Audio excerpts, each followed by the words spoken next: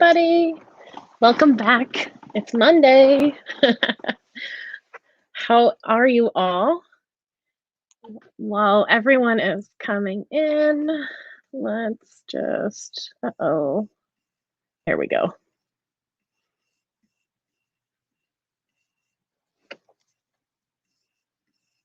I have lost, hold on one sec. Live. It's fun to be live. I am struggling to move my screen so that I can, there we go. Almost. Okay. All right. So welcome. And first, thank you to Cineholic, who is the sponsor for this week's talks. Prize packs for this month's contests have been graciously donated by Hodo Foods, Crofters Organics, Follow Your Heart, Cineholic, Orgain, and Shroom Eats, who's our newest monthly contest sponsor and donor. So I invite all of my viewers to enter the monthly contest at virtualvegfest.com and click on the contest tab for details. Entering is super easy just by liking and or subscribing to our social media and Virtual Veg Fest YouTube channel. You're entered to win one of the 6 prize packs. And of course, thank you to Plant Based Network for sponsoring Virtual Veg Fest. All right, so, well, first let's revisit last week, right? I had asked everyone a vegetable that they have never tried before, and you guys gave them to me, and then I challenged you to give them a try over the course of the week and to let me know how that worked out. So I would love for everyone here to let me know where you're watching from. That's one of my favorite things to ask. And also, where did you give it a try, that vegetable you'd never tried before? And if so, how'd it go? So Cindy had said that she was going to try, she'd never tried fennel. And so I jumped on board with that. And I said, you know what? I am going to try fennel too. And I'll admit it, I never made it to the grocery store. We had plenty to eat here and I didn't have a need to go shopping, so I didn't. So I am going to extend that out and I plan to try fennel soon. And I'll let you know how it goes. Hi, Diane. Diane's from Edison. Diane, I think yours, yeah, last week you had said you'd never tried broccolini. So let us know, did you get a chance to try broccolini? And then Rick, yours was okra. No time to try out okra this week, huh? All right. Well, when you do get to try the broccolini, Diane, and Rick, Richard, when you get to try the okra, definitely come back and let us know how that went. So this week, okay, Diane didn't get a chance either. Well, again, let me know when you do. So this week, I wanted to talk about some hidden ingredients. There have been so many times where I have looked at a label for something and asked, why is there milk in this? But how do you know if there's milk in it if you don't know all the different names for things like milk and the little hidden ingredients they sneak into stuff to, for whatever reason, sometimes I think it's just that there's leftovers from, the animal agriculture practices, we'll say, that sometimes these ingredients are kind of just like, well, what else can we do with them? And so then through food science, scientists figure out where else they can put these different derivatives and how they can add to,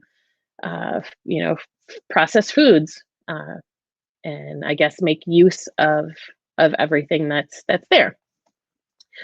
So I'm going to touch on 3 today. There's certainly a lot more, but I don't want to overwhelm you. So since I already mentioned milk, why don't we start there? So there are a couple of really popular ones that you'll see. Casein, which is a milk derivative, whey, lactose, and lactic acid. And those are four other words. Sometimes the ingredients will actually say milk, and then you'll know. Or there'll be a little asterisk, and then at the bottom it will say, because milk is an allergen too, right? So then you'll see there'll be an asterisk, and it will say, contains milk derivatives. Hi, Gemma. Thanks for joining. Nice to see you again. So the first time that I realized just how prevalent the whole like milk derivative thing is in so many products was years and years ago. I had been on the lookout for a vegan mozzarella cheese. And this was a long time ago, so that really wasn't a thing. We definitely saw more of the like cheddars and like pepper jack type cheeses, like the shreds and stuff, 20 years ago. But mozzarella, I guess that one was really hard to replicate because it really wasn't around back then. But I remember being in the grocery store and I came across this. It said almond based mozzarella cheese. And I thought, all right, we've finally done it. There's a vegan mozzarella cheese. And I was so excited that I just bought it. I didn't even read the label. Why would I not read the label? I don't know. You'll find that even when you've been vegan for a long time, every once in a while, there'll be something you'll just pick up and you'll just not read the label and you'll get it home and you'll go, I didn't read the label. And now that you realize there's an animal product in it. But anyway, I'm super psyched. I can't wait to make like a vegan pizza or maybe like a baked ziti. And it's just like, oh my God, this giant block of vegan mozzarella cheese. I got it home and I cut it open and I had flipped it over and there were the ingredients and there was milk in it. And it was casein. So not even like milk. It was a milk derivative. And you always have to be on the lookout, unless it says vegan across the front or, has the certified vegan logo. Even if it says plant-based, that's a big thing right now. Plant-based this, plant-based that.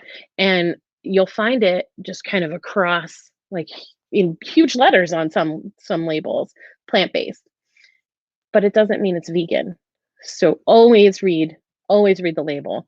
But you'll notice it's kind of I guess kind of like a joke in the vegan community. It's just like, why is there milk in this?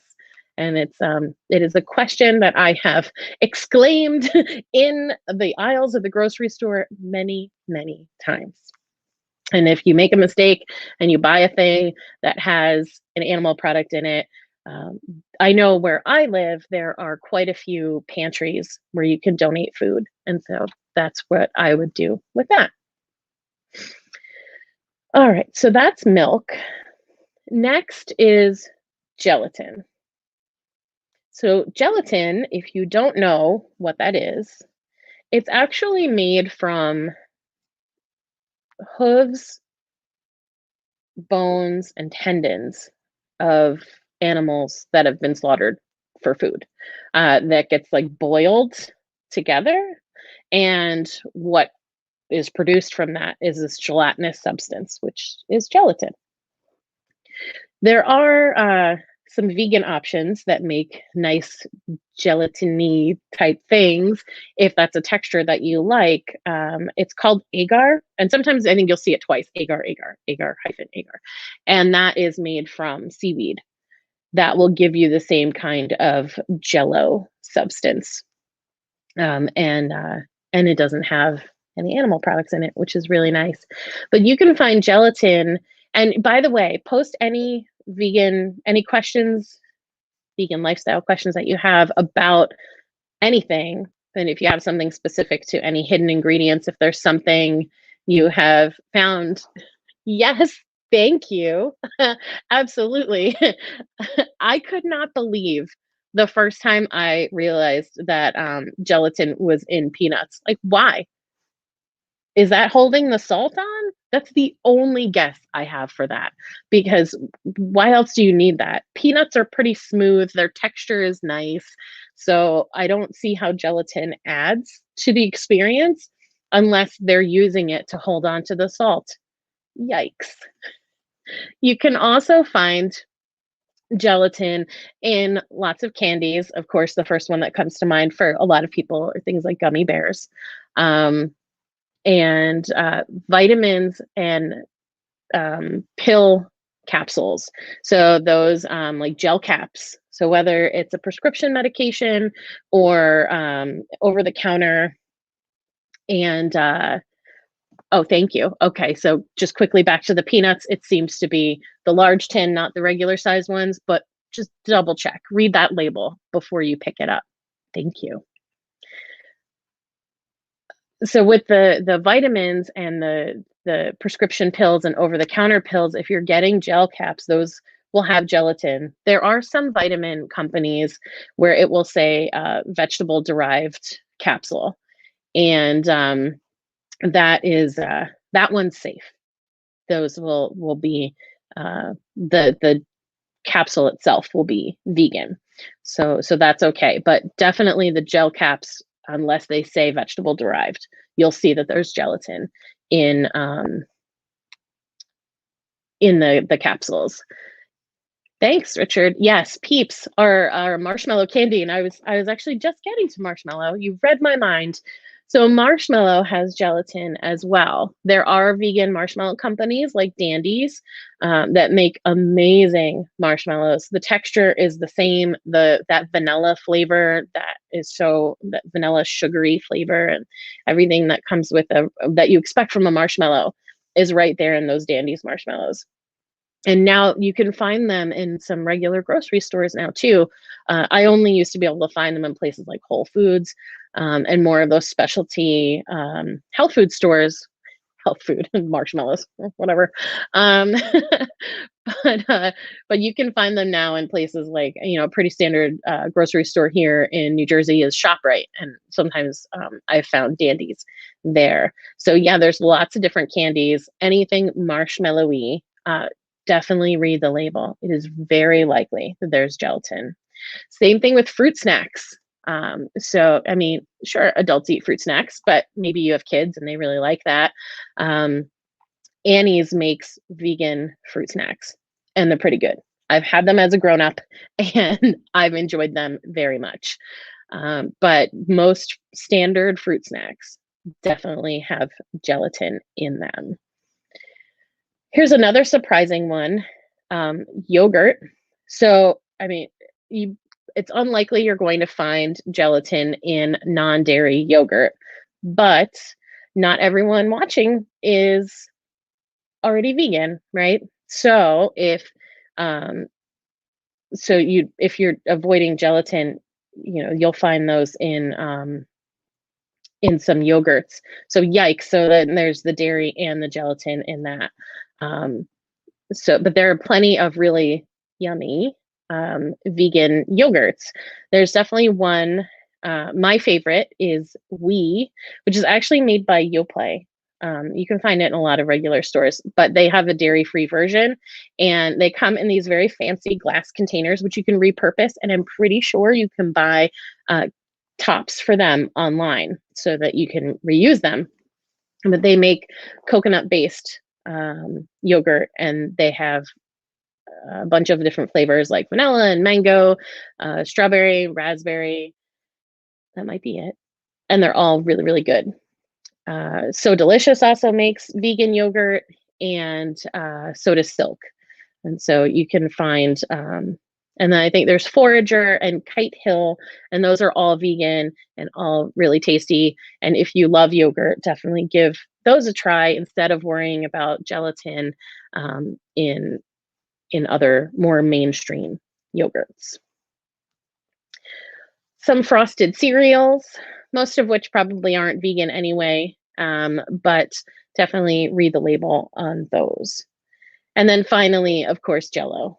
Jello has gelatin in it, but there are, and I can't think of any brands off the top of my head, but there are a couple of vegan Jellos that you can get.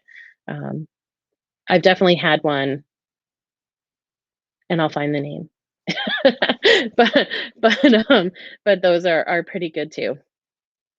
So that's milk showing up in everything and gelatin. And again, if you guys have any questions, I don't have to do all the talking. You can ask me questions and direct me as you need. But the next thing, the next hidden ingredient is, and I hope I'm saying this correctly, isinglass. Isinglass. It's ISINGLASS. And what that is it is fish bladder, and it is used as a clearing agent in a lot of beers and wines. So, if you've been vegan for a long time, you know that Guinness was off limits for most of that time. And then I think in 2015, they announced that they were going to phase out the isinglass as the clearing agent. And then in 2018, I believe they finally did.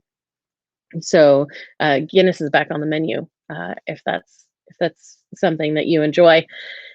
And for me, when I first started imbibing, when I first turned 21, I found that I really enjoyed sour drinks. So, like amaretto sour, whiskey sour, I thought those were really tasty.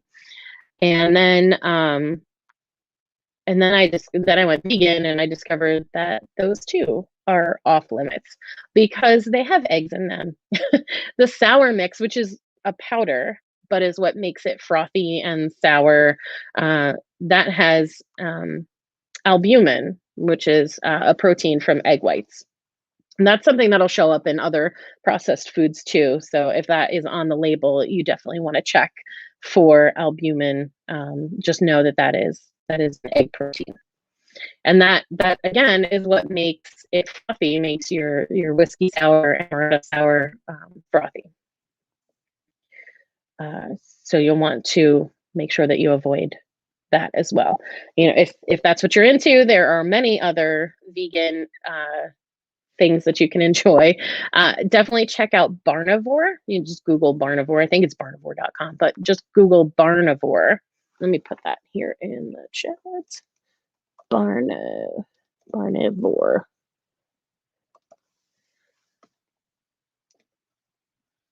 All right, there we go. Okay, so Barnivore is where you just type in whatever. If there's a certain alcohol you enjoy, you can type that in, and it will show you whether or not that is, and whether that is vegan. And what they do at Barnivore is they actually reach out to the company directly, and they will get confirmation, and they'll upload the email or however they have received that confirmation, and they'll upload that so you can see that the company is either confirmed that yes, this is a vegan product, or no, it contains honey. And then so we just got here's a good point. Where did it go? So sometimes sugar is not vegan. Now, it can be, the reason why some sugar is not vegan is because it is conditioned with bone char. So it's whitened with bone char from animals. The big company, one of the big sugar companies, Domino, they have two plants. And one plant is in Yonkers, New York, and the other one I think is on the West Coast. It might be California, but I know for sure that they've confirmed that the one in Yonkers that produces vegan sugar. So if you're buying boxes or bags of sugar, the sugar that's produced from Domino in Yonkers is vegan.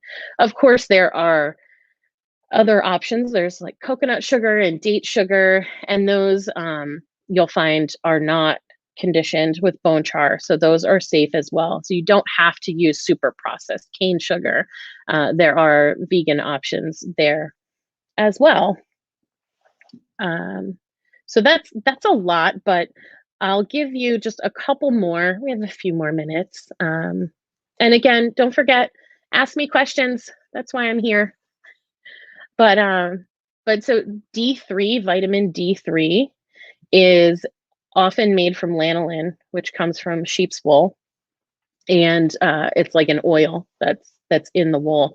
That is often used in fortified foods, especially fortified beverages like orange juice, um, and some fortified milks.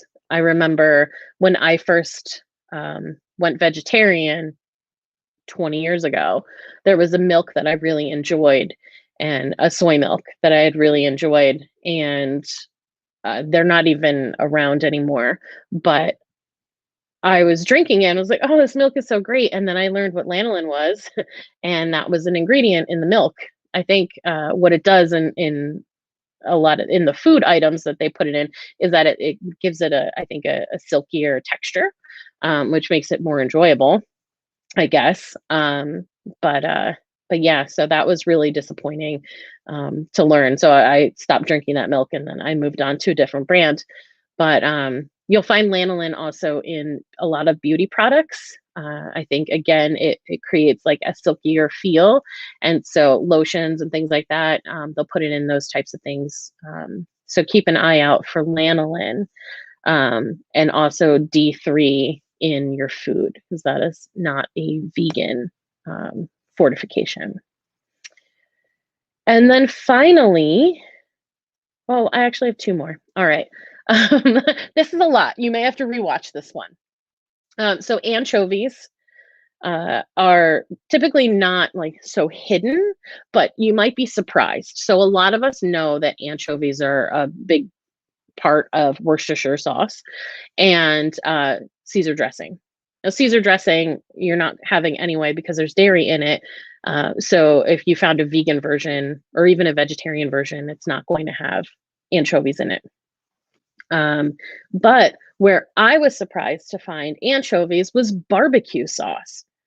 I bought a barbecue sauce that I had used before, didn't realize it was a different like flavor, and this flavor had anchovies in it. So again, thankfully, I read the label before I ate it, and yeah, that was really disappointing. So needless to say, I did not have that barbecue sauce, but definitely read the label because it'll be, and sometimes they get sneaky and they'll put it kind of in the middle because the ingredients on labels are in the order of like the volume of the thing in the food. So like first ingredient is water, let's say, then that means there's more water in there than anything else, and then it goes in order of like decreasing value, I guess. So you might find that anchovies are snuck right there in the middle and you might miss them. So you can use apps like Is It Vegan to scan things and see if it comes up, but definitely read the label. And the more you read labels, the faster you'll get at it, the easier it will be. So it's not going to be hard and time consuming for very long. But if you do it, then just like with anything else, you get better and you start to recognize things jump out at you, and all of that gets a lot easier. So I guess my final thing is I want to talk about Carmine, which is also a red food coloring, and it is made by grinding up cochineal bugs. Those bugs are red, and when they are crushed, they make a very vibrant red coloring. It when I was looking that up, I was reminded of back in I think it was 2012. Starbucks had this strawberry cream frappuccino, and it turned out that the strawberry flavoring had cochineal bugs in it. Or it says Carmine. That's the coloring because they're not going to say, "Hey, this contains bugs," um, but that's what it is. It's the ground up cochineal bugs, and it makes things red. And they use that probably because it's inexpensive, but also it makes a very vibrant red color that stays. So if you're using this powdered mix, it'll be a same vibrant color every time you make a drink.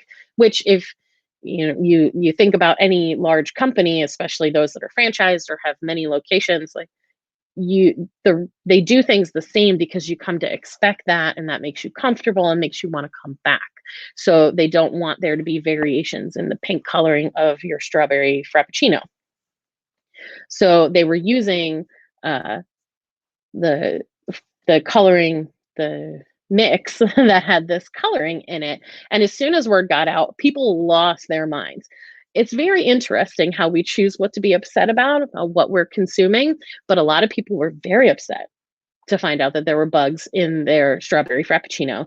And so Starbucks answered that, and they started working with a new formula. And the formula is made from beetroot or beet juice, which does not always produce this very same color, but they listened and now they are bug free.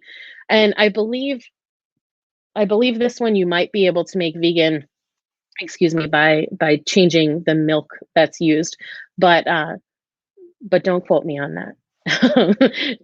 We'll definitely need to Google that before we're ordering strawberry frappuccinos from Starbucks.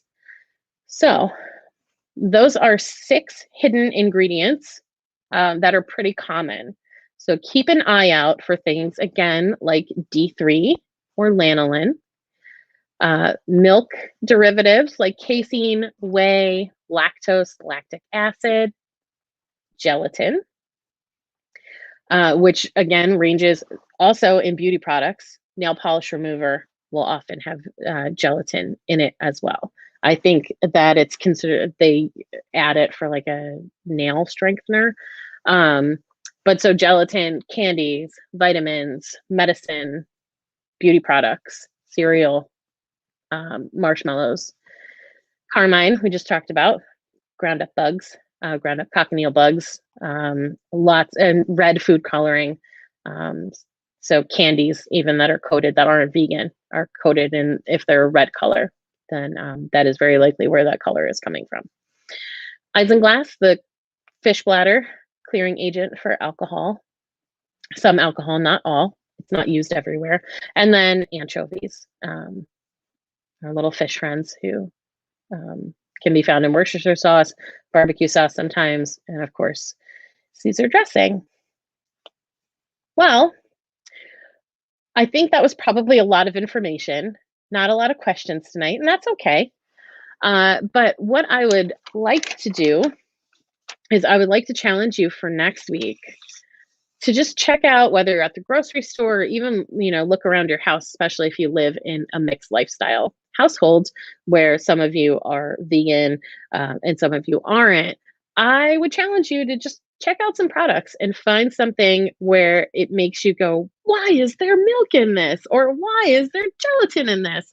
Find one of those products and just come back next Monday, and let me know what you found. I look forward to hearing about what you've uncovered. Thank you, as always, for joining me. I love being here. I love having you here with me. And have an amazing week. And I'll see you next week. Bye.